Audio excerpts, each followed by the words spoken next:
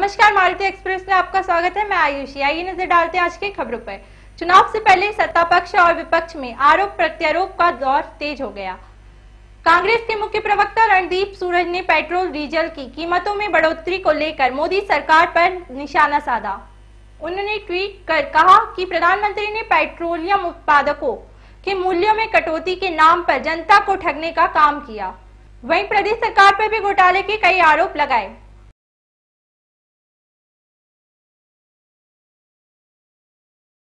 कि कर्ज लेकर घी पिया तो क्या किया, यानी अपनी संपत्ति कर्ज पे रख के अगर आप घी पिए तो ताकतवर कैसे बनेंगे।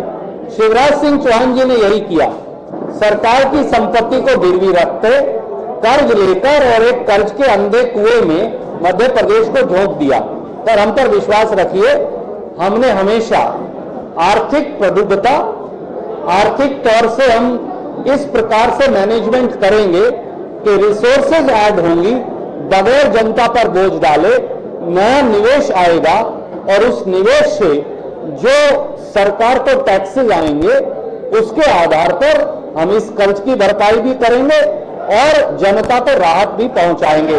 राजमाता सिंधिया के जन्म शताब्दी वर्ष के उपलक्ष्य में बीजेपी के प्रदेश कार्यालय में केंद्रीय मंत्री नरेंद्र सिंह तोमर और प्रदेश अध्यक्ष राकेश सिंह ने राजमाता सिंधिया की मूर्ति पर माल्यार्पण किया।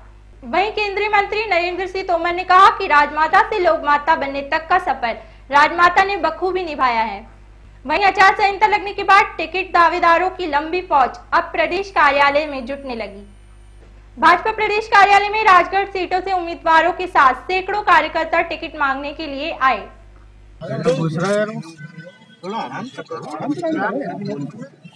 मेरे को हिला दिया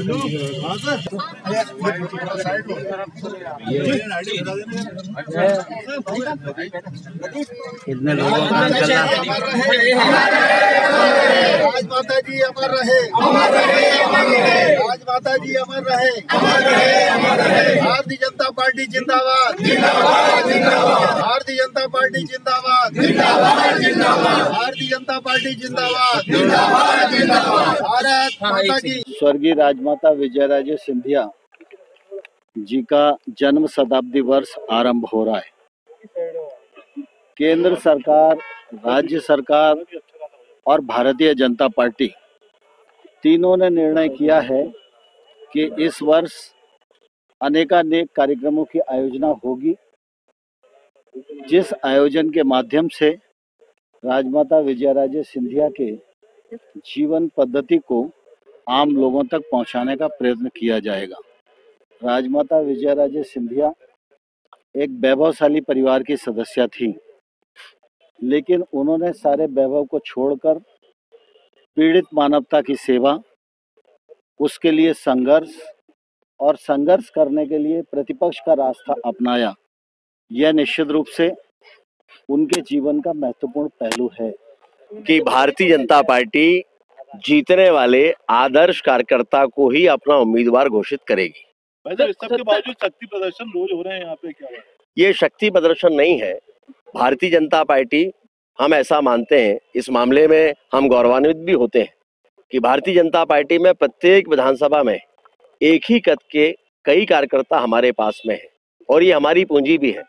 और इसलिए ऐसे किसी भी कार्यकर्ता का टिकट के लिए आग्रह करना या टिकट मांगना ये कहीं शक्ति प्रदर्शन की श्रेणी में नहीं आता। लेकिन जैसे ही पार्टी के किसी कार्यकर्ता को टिकट घोषित होगी, बाकी सभी कार्यकर्ता मिलकर उसको जिताने के काम में लगेंगे। पूर्व विधायक पीसी शर्मा कांग्रेस जिला अध्यक्ष कैलाश मिश्रा चुनाव आयोग पहुंचे, जहां उन्होंने हिंदुओं के धार्मिक त्योहार नवदुर्गा दशहरा पर्व के परंपरागत तरीके से मनाने के लिए डीजे और बैंड पर कोर्ट के हिसाब से अनुमति देने की अपील की। उन्होंने कहा कि हिंदुओं का नवरात्र, दशहरा और दीपावली विशेष त्योहार होता है, जिसमें जोश और उल्लास के साथ डीजे और अन्य ध्वनि यंत्रों का इस्तेमाल किया जाता है, जो उनकी धार्मिक भावनाओं को प्रकट करने का तरीका है। चुनाव आयोग से निवेदन करते हैं कि रात 10 बजे तक त्योहार के मौसम में डीजे बैंड की अनुमति प्रदान की जाए।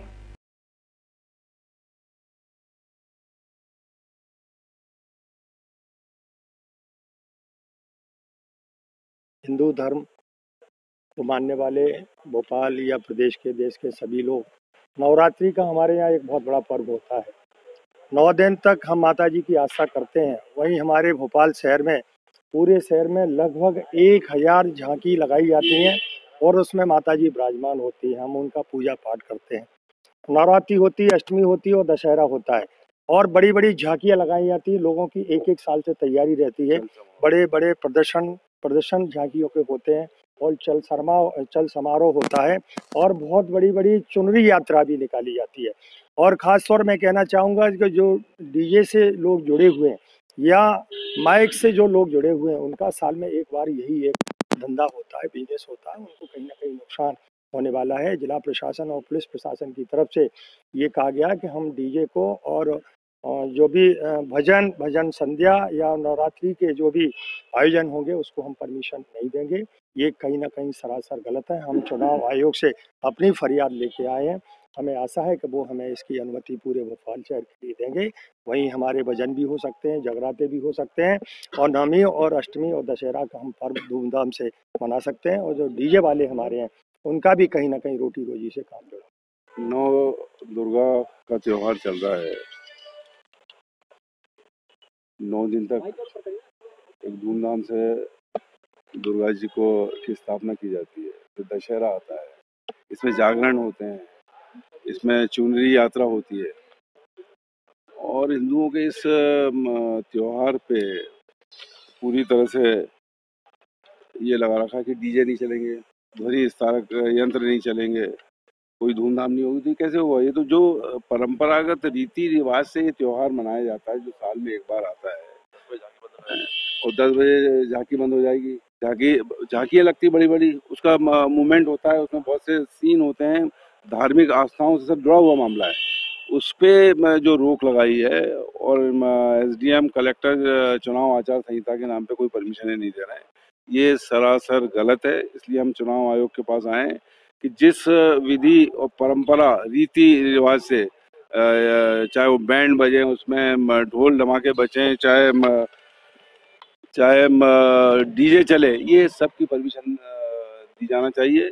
हाँ, सुप्रीम कोर्ट का जो 10 बजे तक का वो है कि ध्वनि विस्तारक या डीजे उसके बाद नहीं चल सकता, तो वो कर सकते हैं। राजनीतिक पार्टियां इसका कहीं इस्तेमाल न करें, वो उस पर रोक लग सकते हैं। लेकिन आम जनता जो इन त्योहारों को मना रही है, उनको खुली छूट, जो गाइडलाइन है उस हिसाब से दी जाना चाहिए। मध्य प्रदेश विधानसभा चुनाव में अब एनसीपी उतरेगी और 200 से ज्यादा सीटों पर चुनाव लड़ेगी। एनसीपी ने किसानों को उनका हक दिलाने की बात कही और किसानों का पूरा कर्जा माफ करने की घोषणा की। वहीं एनसीपी 15 दिन में घोषणा पत्र जारी करेगी। साथ ही कांग्रेस से गठबंधन की बात चल रही है।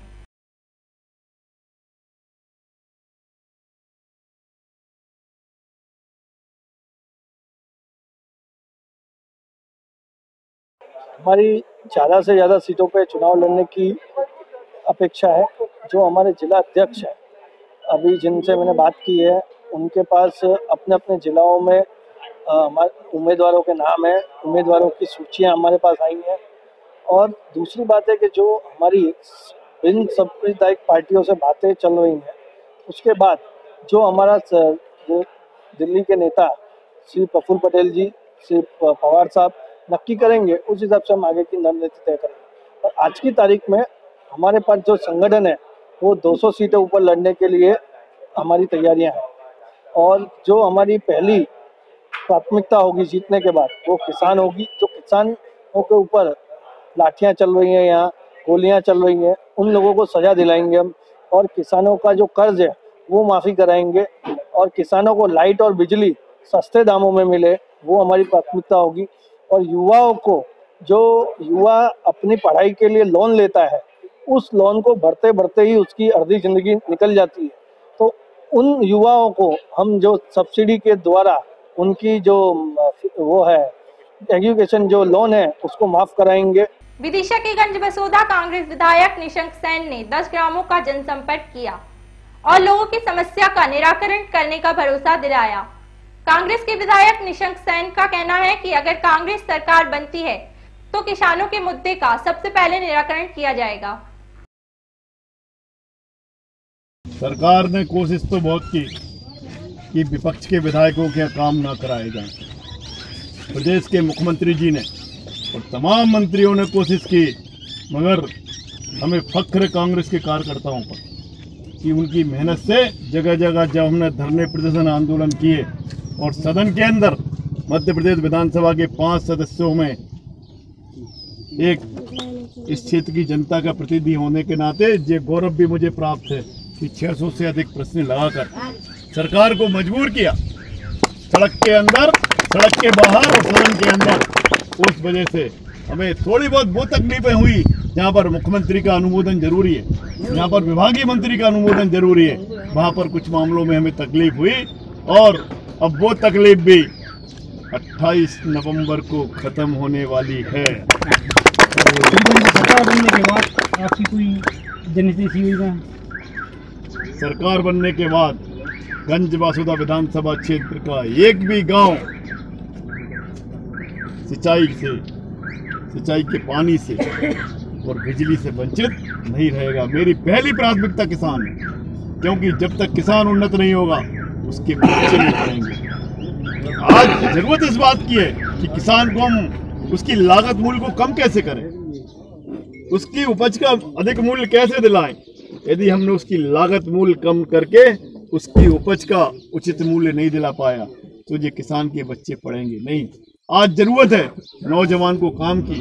आज बच्चे V1 के चपरासी की लाइन में 90 हजार फार्म आ रहे हैं। मालूम पड़ रहा है कि 160 पोस्ट हैं, 1600 पद हैं और 90 हजार फार्म। जरूरत इस बात की है किसान के साथ साथ हम नौजवान को देखें और वो हमारी प्राथमिकताएं रहेंगी कि किसी भी हालत में इस क्षेत्र का चहुमुखी हम विकास करें और हम किसान को, मजदूर को, नौजवान को, इन सब के लिए काम करें। फिलहाल इस बुलेटिन में इतना ही। मुझे दीजिए इजाजत। नमस्कार।